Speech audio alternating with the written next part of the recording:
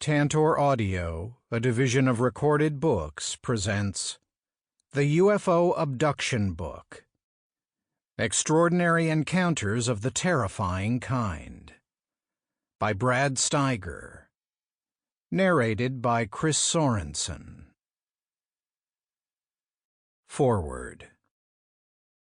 I well remember when I first read Brad Steiger's The UFO Abductors, and found a window opening for me into a world of which I was already a part, but which was still very much in danger of drowning me. In 1987, when I published Communion, I had the thought in the back of my mind, really an assumption, nothing more, that things would quiet down. I'd had my encounter. The ordeal was over. It was time to look back and try to understand, to heal, and to do what I could to bring perspective and whatever healing I could to others. Brad's book, with its thoroughgoing analysis, made me wonder anew if it was actually over. If in fact our ideas about the experience being pretty much a one-time thing were even correct. His research suggests otherwise, and looking back on this text today, it almost seems like the work of a psychic or a prophet. Brad understood the experience to be much more deeply embedded in our lives than I did. He did not see it as a passing phenomenon. On the contrary, his research told him that it had a history, and that there seemed to be some very deep motives involving the very core of human life, our souls, our sexuality, our true past, and our possible future. In the years leading up to 2000, the abduction phenomenon was reported less and less frequently. As of 2020, a classic abduction report is rare, but now thousands of close encounter witnesses appear to have complex relationships with the phenomenon. These relationships are so strange, and for the most part so far from what we might think of as conventional contact, that it is not possible to identify them as alien contact. So what happened, and what is happening now? As Brad points out, the abductions seem to have had a number of objectives, among them gathering sexual material in the form of eggs and sperm. Many people were shown babies after being abducted. As I and my wife experienced this aspect of the phenomenon, I would advocate on a personal level that this is not a fantasy. I had sexual material removed from my body. We experienced the anguish of a disappearing pregnancy. Despite all the testimony that has been amassed, there is no definite final proof that these things happened. However, if one takes a step back and imagines what we might do if we had the capacity to move between the stars, and if we found another planet inhabited by an intelligent life form, what happened to us begins to make sense. If that life form was so different from us that we could not understand it, our first act would be to survey it and its activities. Was it intelligent by our standards? How did its societies work? What sort of history did it have? We would also be interested in its level of intelligence, its aggressive tendencies, its religions, its arts, its military and governmental structures, its biology, and whether or not we could ever come into coherent contact with it. If we were either ethical or predatory or part of both, we would not want to disturb its cultural integrity. If we were looking for a companion species, we would initially keep ourselves hidden until they were used to us and had a reason to feel empowered in any relationship with us. Back in May of 1977, two physicists, T.B.H. Kuiper and M. Morris, published a brief speculation in the magazine Science to the effect that aliens who were capable of traversing the stars would almost certainly keep themselves hidden if they came here. The reason was that if they revealed themselves, we would cease to innovate culturally and scientifically. We would become supplicants. And the only reason they could possibly want anything to do with us would be to see what new we could bring. They would be interested in observing our independent experience of the world and our own process of discovery. On the other hand, if they had some predatory reason to be here, such as removing our sexual material and using it for purposes of their own, they would also have a motive for remaining hidden. And if both were true, which the evidence suggests is the case, then their motive for secrecy would be very powerful. How might they use our sexual material, though? Of course, there may be uses for it that we don't understand. I have personally had quite extensive contact with real physical people who were only close to human and had abilities that I witnessed personally that are not human abilities, specifically to affect the minds of others from a distance. Were these people the result of genetic experimentation? I cannot draw that conclusion. I can only say what I witnessed. 3 of them lived in the woods behind a cabin my wife Ann and I owned in upstate New York. They were elusive but spent enough time close to the house and in the house as to leave us no doubt as to their actual physical presence. One of them was frequently seen by us and others. We then lost our cabin due to financial reverses and moved to a small condo we owned in San Antonio, Texas. Within days, these people were also living in the condo complex. In fact, they moved into an empty apartment just behind ours. When I informed the owner of the condo of this, he had them evicted, whereupon they went from door to door trying to sell the rest of us his furniture. 2 of them were full-sized human males, the third was the size of an older child, but when you got a close look, he had the face of a late middle-age adult. After they left the condo, I never saw them again, but I have always thought that at least the shorter one must have been the result of some very strange processes. There are other possibilities, because during the abduction period, which reached its highest level of activity in the 1970s, then tapered off into the mid-90s, a very deep genetic pool must have been created. In fact, it might well be deep enough to recreate our species. They seem to have concentrated their efforts in the United States. If so, then this would have been because of the diversity of the population and its mobility, with large numbers of people entering and leaving rural areas all the time. Of course, all this must remain speculative at this time. However, the evidence as we understand it now does fit these scenarios. Brad Steiger's book does an excellent, indeed essential job of setting the scene and providing a foundation of the facts as they were known at the time it was written. It is to be hoped that, in time, this provocative and disturbing reality will come into even greater focus. Whitley Strieber. Chapter 1. The UFO Abductors. Lois is a businesswoman who lives in Arizona. I am a regular churchgoer, she confides. I am well respected in the community. But in November 1978, along with her friend Gina, something happened to Lois that defies any easy explanation. Lois and Gina were driving from Denver to Phoenix that November. While they were negotiating a lonely stretch of highway, they saw a hitchhiker standing at the side of the road. Although Lois had never before picked up a hitchhiker under any circumstances, she found herself slowing her automobile and stopping. Even at a distance, there seemed to be something decidedly different about this hitchhiker. He was dressed casually in a plaid flannel shirt and jeans. He was so clean-shaven that it appeared as though he had no beard at all. His hair was long and blonde, and his eyes were a brilliant sky blue. With a peculiarly warm smile of welcome, he leaned forward toward the window that Gina had opened. "I'm so glad you've come," he said in a soft, almost musical voice. "We've been waiting for you." Lois remembers that there was something strangely familiar about the hitchhiker. As crazy as it might sound, she said, it was as if I had known him all my life.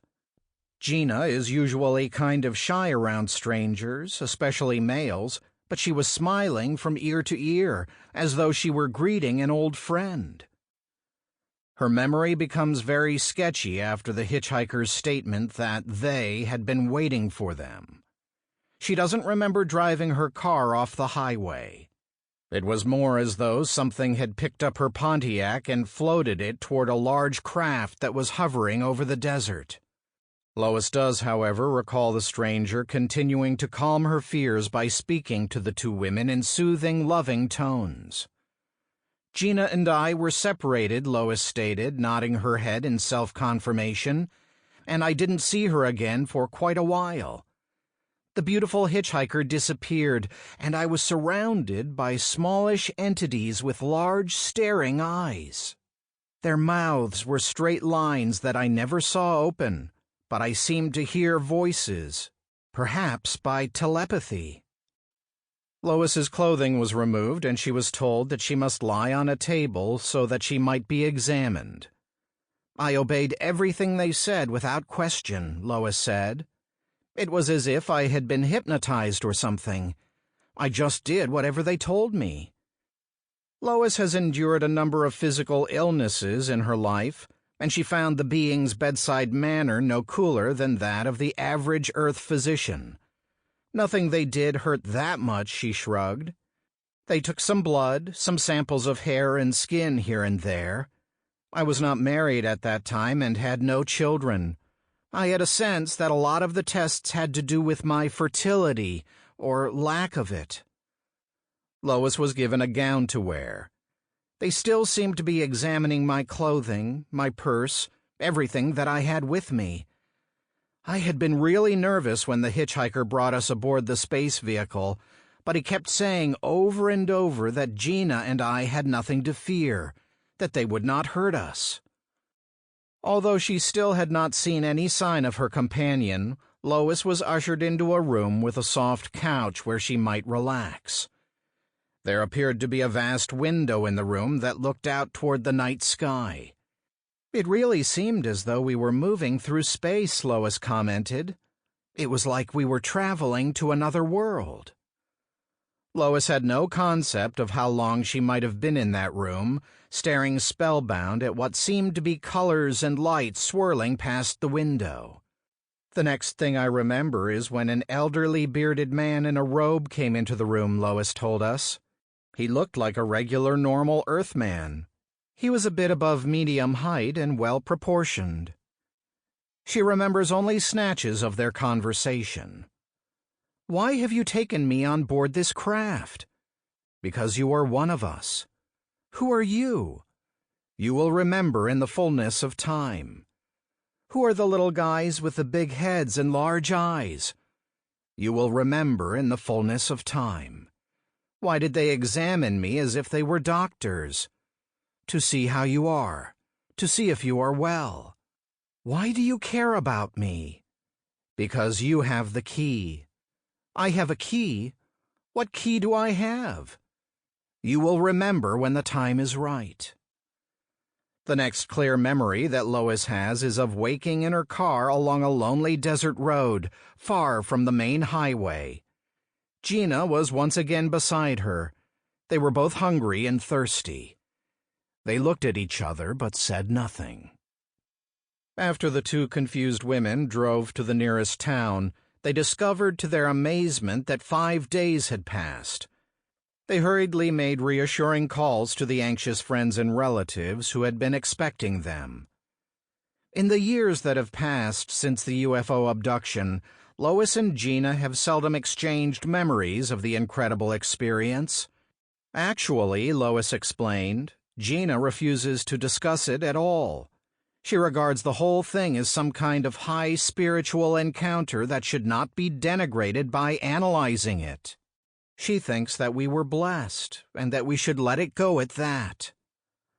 Lois, on the other hand, remains disturbed by the abduction, and by the thoughts of what may have occurred during all that missing time.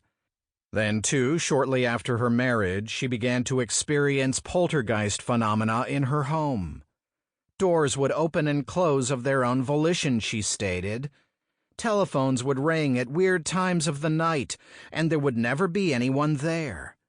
Lights would blink on and off. My husband went nuts with all this happening. He thought he had married a witch. Lois would have periodic dreams of the blonde, blue-eyed hitchhiker at the side of the road. He would open his arms in welcome, smile, and tell her that she had the key. One night when her first child was about 5 years old, the child awoke screaming, calling in terror for her mother. When Lois ran into the child's bedroom and took her in her arms, the girl sobbed, "Mommy, Mommy, they're in the house and they want to see you. They say that they've come for the key." Lois swore to us that she had never told her young daughter about the hitchhiker, the UFO, the abduction experience, anything. I had never even told my husband about the experience, she stated firmly. And yet here was my daughter repeating the same phrase to me that I had been told directly. I had the key. Somehow the beings had contacted my daughter in her dreams and managed to get her to pass on a message to me. After this nightmarish contact, the physical manifestations in the home became so violent that the family was forced to move.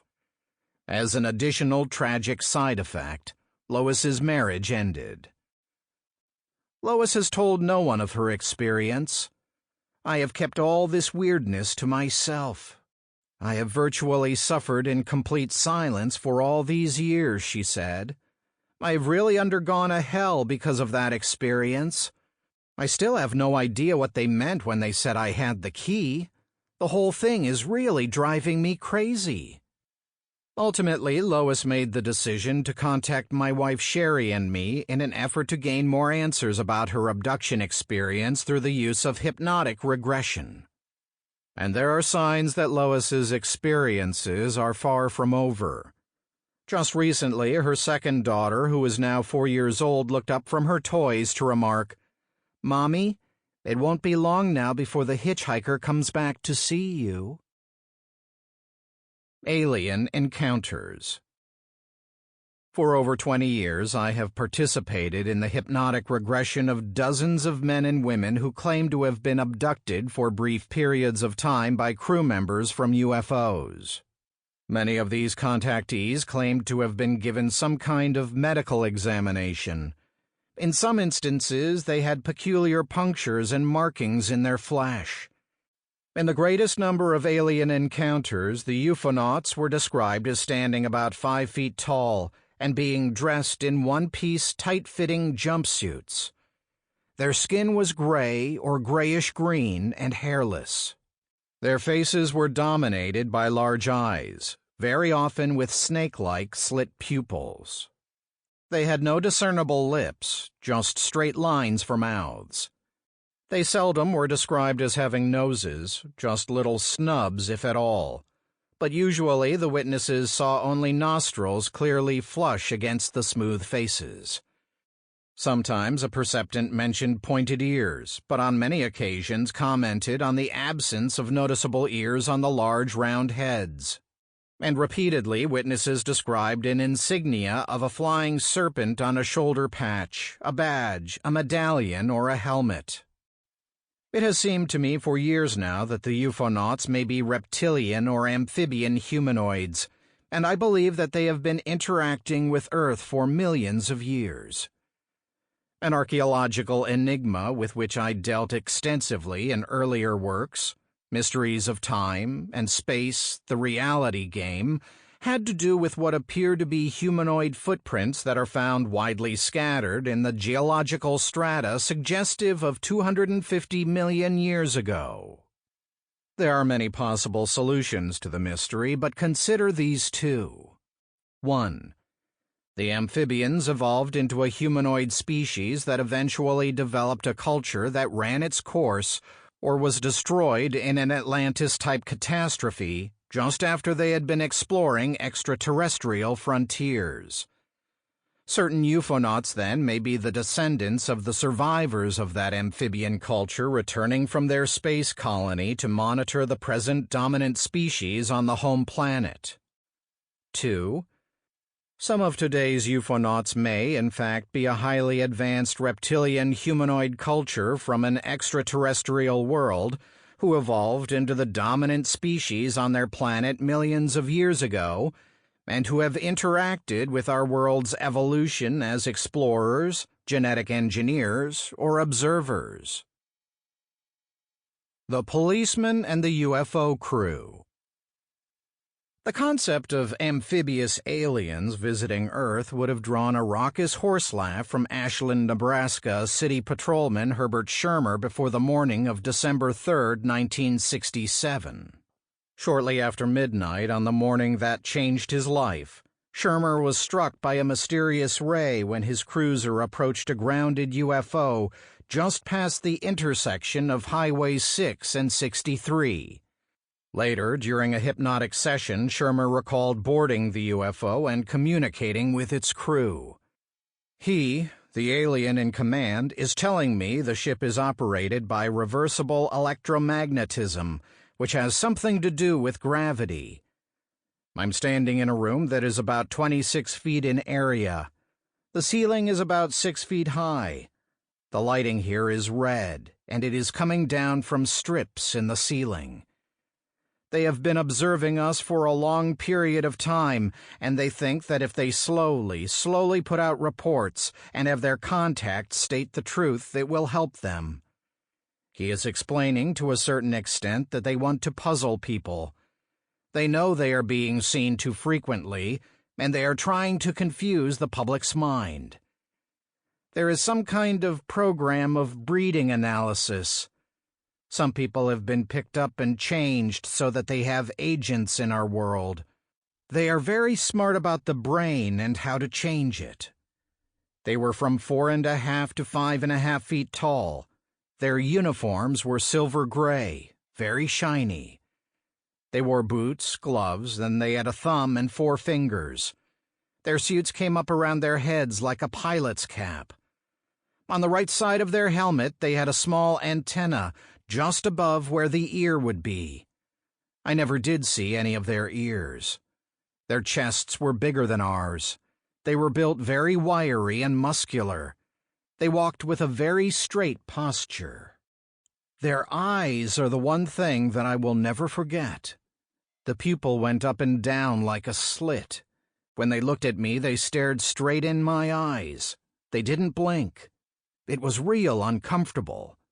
There was just a very thin eyebrow above the eye, slanting up just a bit. Their noses were flat. Their mouths looked more like a slit than a regular mouth. Implants left in human skulls. In 1969, I and my research associates, hypnotist Loring G. Williams and Glenn McWayne, were bombarded with the claims of dozens of contactees who said that they had had an implant left somewhere in their skulls, usually just behind the left ear. These contactees, abductees, came from a wide variety of occupations, cultural backgrounds, and age groups. We employed private detectives and medical doctors, as well as exhaustive hypnosis sessions, in an attempt to learn what archetype had been fed into their particular group consciousness. We never found any implants that were detectable to X-rays, but our hypnotic sessions turned up an incredible amount of fascinating, albeit bizarre information about underground UFO bases, hybrid aliens walking among us, and thousands of humans slowly turning into automatons because of readjusted brainwave patterns. During a 6-month period, we encountered as many as 25 abductees who gave us the same word-for-word accounts of having received an implant. In some cases, we were told beeping sounds would indicate that a message was about to be received or a UFO observed. Since we had determined that the implant was not physical by our earthly definition, what was it? If it was a purely psychological aberration, how could it be that so many men and women were sharing the same delusion, fixation, or fantasy? Some of these individuals were totally unimaginative people. They read nothing to speak of beyond newspapers and occasional news magazines. To suggest that they were avid science fiction buffs would be preposterous. Most of them were not buffs of any field of human endeavor. How was it that such unspectacular individuals were selected as abductees, contactees in the first place? The accounts came in at a dizzying rate of speed. One that I received was from an intelligent woman in Oregon who had originally maintained an extremely skeptical attitude toward such matters, but who had had the following experience. Just before sleeping, I became aware of strange sensations at the base of my skull. There were two beings around me, and I realized that they were operating on my head. I felt the movement of instruments, but only slight discomfort, and I knew that something was being implanted. Immediately upon becoming aware of all this, I was put to sleep. A few days later, during a reading by a psychic, I was startled to hear him say, "You've just had an operation on your head. Something was put into your skull, something like a radio receiver. It is for receiving space communications." The Oregon report is very typical of those who claim to have received implants. There is an initial awareness of aliens and strange sensations at the base of the skull. Once the implantation has been accomplished, the contactee usually undergoes a kind of cosmic consciousness peak experience that involves a personal transformation. Many of the contactees subsequently complain of occasional periods of discomfort followed by heightened awareness. Most mention occasional beeping sounds in the ear, but they also attest that the irritating noise serves as an alert to extended contact. One contactee reported that when he hears a beep in his ear, he is able to step out of his house and observe two UFOs overhead. Two well-known contactees, one from British Columbia, the other from Massachusetts, indicated that similar sounds in their ears informed them when they could trip their camera shutters and take photographs of UFOs or ufonauts. Since we could easily demonstrate that no actual electronic instrument had been implanted in the skulls of the contactees, just what was taking place? If we are not talking about physical additions or adjustments, might we be confronted by the manipulation of certain psychic or energy centers of which we know very little at our current level of physiological knowledge? In comparing notes with a fellow researcher at a UFO conference, we found that we had each discovered a number of contactees for whom the UFO experience had begun back in very early childhood. There is something almost primeval in the alleged examinations aboard UFOs.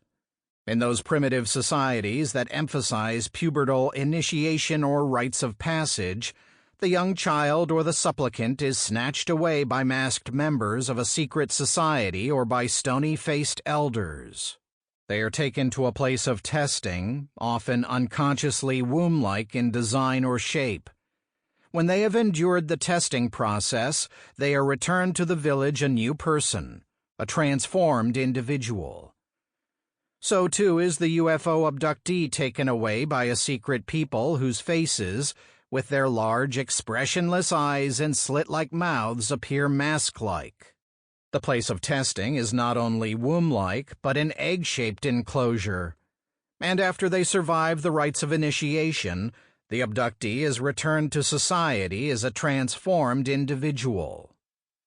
It is possible that beings from other worlds or dimensions are surreptitiously entering our plane of being and examining our species for purposes of their own.